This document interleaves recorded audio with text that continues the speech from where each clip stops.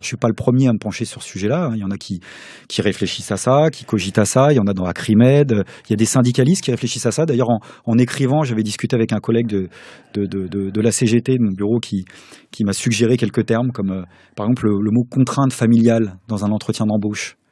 Quelles sont vos contraintes familiales ? C'est violent comme terme, contrainte familiale. Contrainte, oui, ça veut dire que... C'est une contrainte. Le fait de vivre, c'est une contrainte. Voilà, d'avoir des enfants, c'est-à-dire la vie que tu as choisie, en dehors du temps de l'exploitation, c'est une contrainte. Et toi-même, tu reprends et tu reformules comme ça.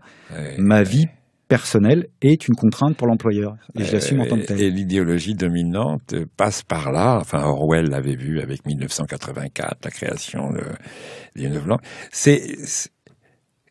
Comment ça se fabrique ? Tu dis il y a des gens qui réfléchissent et qui fabriquent, ça fait un peu complot ton truc. Ouais, alors c'est pas le complot justement, c'est tellement plus évident que ça qu'en fait, c'est pour ça qu'il n'y a pas besoin de chercher derrière les murs qui traficotent quoi. C'est une réflexion qui se fait à ciel ouvert parce que dans le rapport de force entre les classes et dans le rapport de force politique, la classe dominante est en capacité de pouvoir dire bah oui, on va réfléchir à la terminologie, aux termes, au poids des mots. Aujourd'hui, on fait un point vocabulaire. Quand on est dirigeant, on doit être précis dans ce qu'on dit.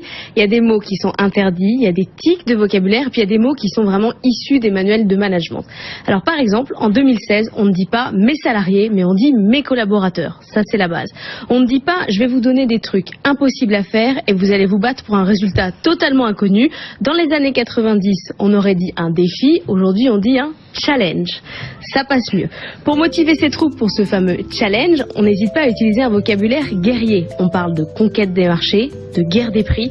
On se met en ordre de bataille pour imposer son leadership et écraser la concurrence. Il ne faut pas non plus oublier la fameuse culture d'entreprise. On a une culture d'entreprise, l'ADN de notre boîte. Quand ça va mal, on utilise le vocabulaire médical.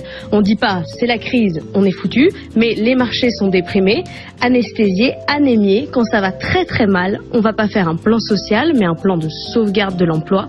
Et alors, on ne parle pas non plus de cession d'activité, mais de recentrage sur le cœur de métier ou de retour aux fondamentaux. Ça passe beaucoup mieux. Quand l'organisme patronal qui fait la loi dans ce pays, comme dans beaucoup de pays, décide de se rebaptiser du CNPF en MEDEF, il y a un tour de passe-passe sémantique qui n'est pas anecdotique, sur lesquels j'imagine des publicitaires et là, ils ont réfléchi. C'est-à-dire on passe du mot patronat au mot entrepreneur. Voilà. Et c'est énorme, parce que patronat, malgré, je dirais probablement contre leur propre regret, mais c'est chargé de sens. Il y a le poids de l'histoire. Ça sent l'exploitation. C'est pas très bon. Et puis le patronat, ça évoque aussi des pages sombres de l'histoire. Donc, faut passer à autre chose, quelque chose de plus dynamique.